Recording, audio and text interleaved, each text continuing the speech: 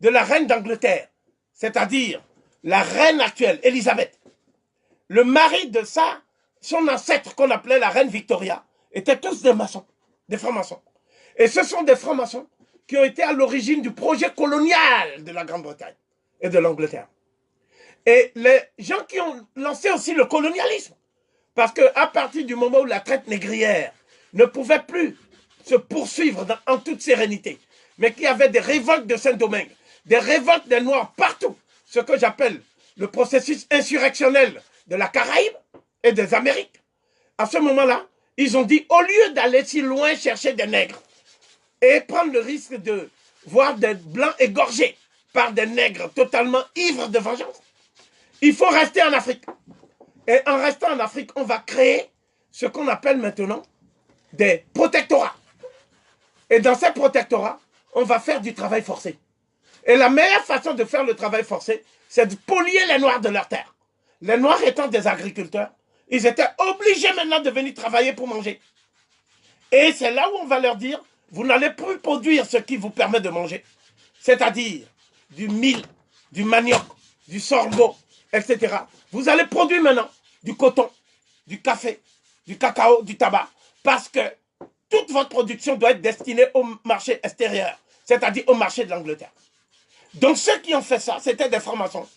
Ils s'appelaient Granville Sharp, ils s'appelaient Wilberforce, et d'autres dont je vais parler en détail.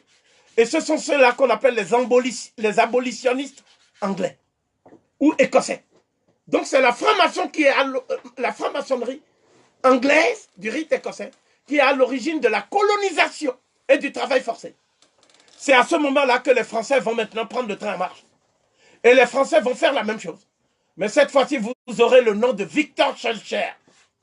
Et Victor Schœlcher, c'était un franc-maçon. Et non seulement un franc-maçon, mais il gérait lui-même des colonies pour le compte de ses parents.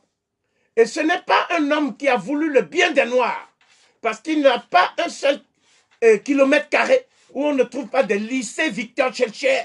Tout ça aux Antilles. Victor Schœlcher était un franc-maçon qui a fait la colonisation, c'est-à-dire la substitution du travail forcé à la traite négrière. Il a fait ça pour des questions de rentabilité économique. Il ne l'a pas fait pour des raisons philosophiques et humanitaires, contrairement à beaucoup d'Africains, ce que les Africains pensent. C'est pour ça que j'ai parlé aux Caraïbes, en Guadeloupe, lorsque j'ai fait ma conférence en Guadeloupe, de déscholchérisation des esprits. J'ai dit, j'étais venu pour déchouquer Schœlcher et pour déscholchériser les esprits des nègres. Donc, cette histoire doit être connue des Africains. Parce qu'aujourd'hui, le 10 mai en France, qu'est-ce qu'on commémore? On ne commémore pas les résistances de nos ancêtres. On commémore la bonté des abolitionnistes blancs. C'est ça qu'on commémore le 10 mai. La vraie date de commémoration, c'est le 22 août. C'est la date où les résistants africains ont pris leur liberté à Saint-Domingue, après la cérémonie du Bois Caïmoun, qui a duré du 14 au 22 août 1791.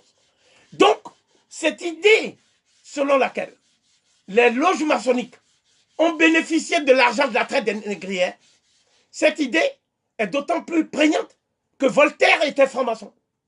Le fameux philosophe Voltaire, qui était actionnaire de la Société des Indes occidentales, était franc-maçon. Montesquieu était franc-maçon.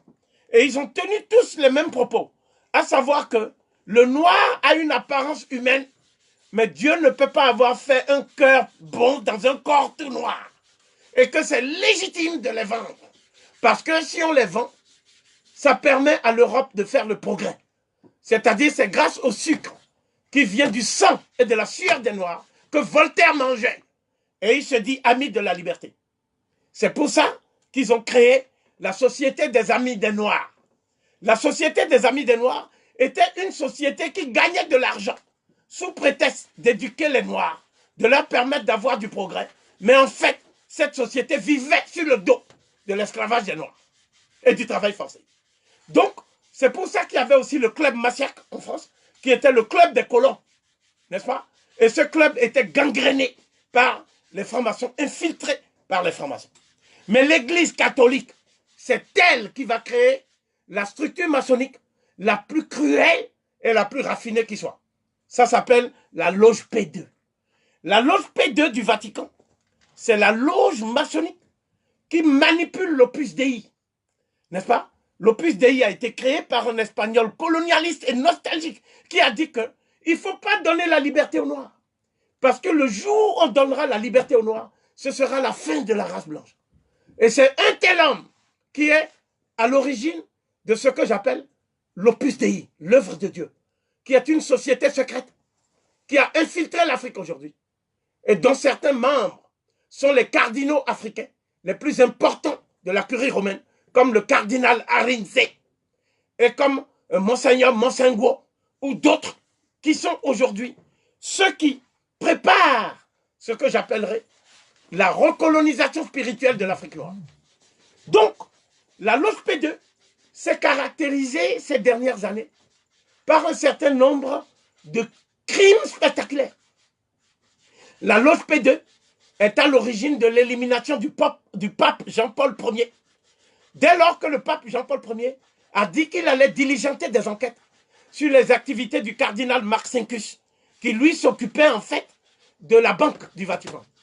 Et on a vu au terme de ces enquêtes que la Banque du Vatican recyclait l'argent de la drogue, recyclait l'argent du trafic des médicaments, recyclait l'argent du trafic des armes, alors même qu'on dit aux gens que le Vatican est au service d'un Dieu d'amour.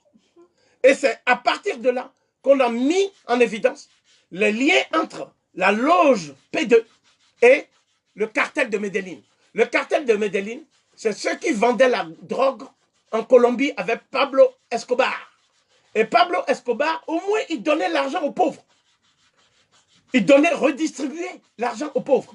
Mais ceux du Vatican, c'est-à-dire le cardinal Vio, et tous ces gens-là, et aussi le pape qui dit qu'il a démissionné, c'est-à-dire, effectivement, le pape allemand, qui était dans les jeunesses hitlériennes, hein, c'est-à-dire Ratzinger. Tous ces gens-là étaient impliqués jusqu'au cou dans ce qu'on peut appeler les activités délictueuses et mafieuses de la loge P2. C'est la loge P2 qui, aujourd'hui, gangrène les pays africains et travaille directement avec les loges maçonniques.